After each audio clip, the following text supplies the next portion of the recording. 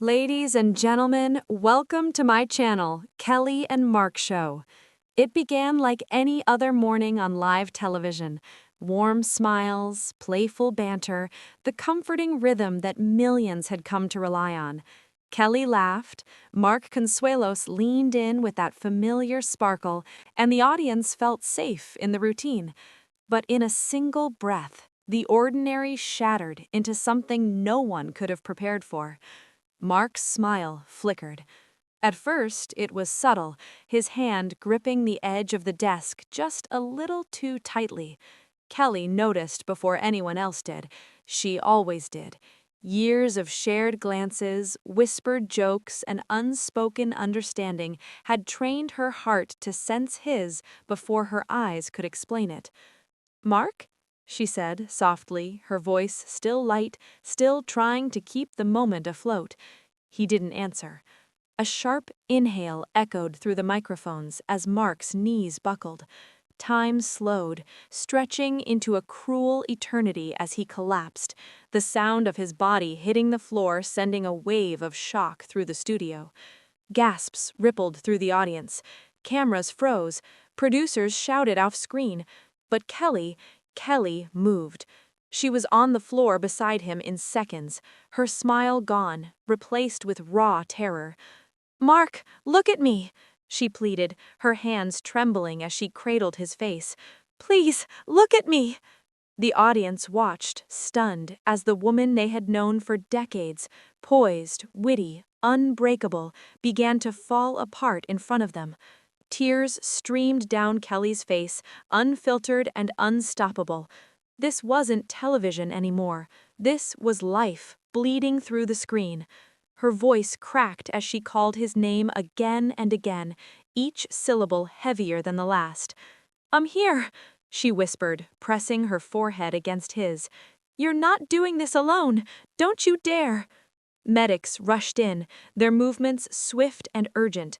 The studio, once buzzing with laughter, was now frozen in collective breath. No one spoke, no one blinked. Millions at home clutched their phones, their hearts pounding as if they too were on that floor. Kelly backed away only when asked, her hands shaking violently.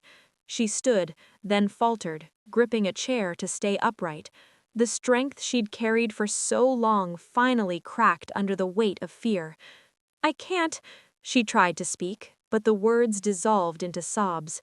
A producer gently guided her off camera, but even then the world could see her. There was no hiding grief like that. No makeup, no script, no years of television experience could shield her from the moment her worst fear seemed to unfold in real time. As Mark was lifted onto a stretcher, Kelly reached out one last time, her fingers brushing his hand. It was a small gesture, but it carried a lifetime of love, of shared dreams, of battles fought side by side. "Come back to me," she whispered. The broadcast cut to black. But the story didn't end there. News spread like wildfire. Social media erupted with messages of shock, prayers, and disbelief. Fans from around the world held on to hope, refreshing screens, clinging to any update. People who had never met them felt the ache as if it were their own family in crisis. Hours later, a statement was released. Mark was stable. The collapse had been sudden, unexpected, but he was surrounded by doctors, by care, by love, and by Kelly. She didn't leave his side. Those who saw her later described a woman changed, exhausted, pale, but fiercely present. She held his hand like an anchor, as if letting go for even a second might steal him away. Gone was the television host. What remained was a wife fighting silently against fear. Days later, when Kelly finally returned to the screen, the world leaned in. She didn't smile at first.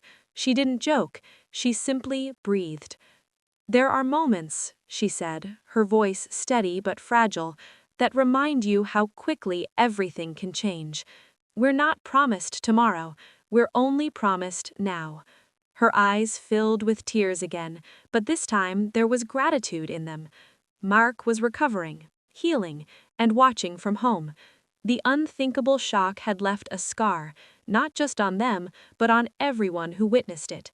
A reminder that behind the bright lights and perfect timing are real hearts, real love, and real vulnerability. That day, the world didn't just see a collapse. They saw devotion, they saw fear, they saw love laid bare, and they will never forget it.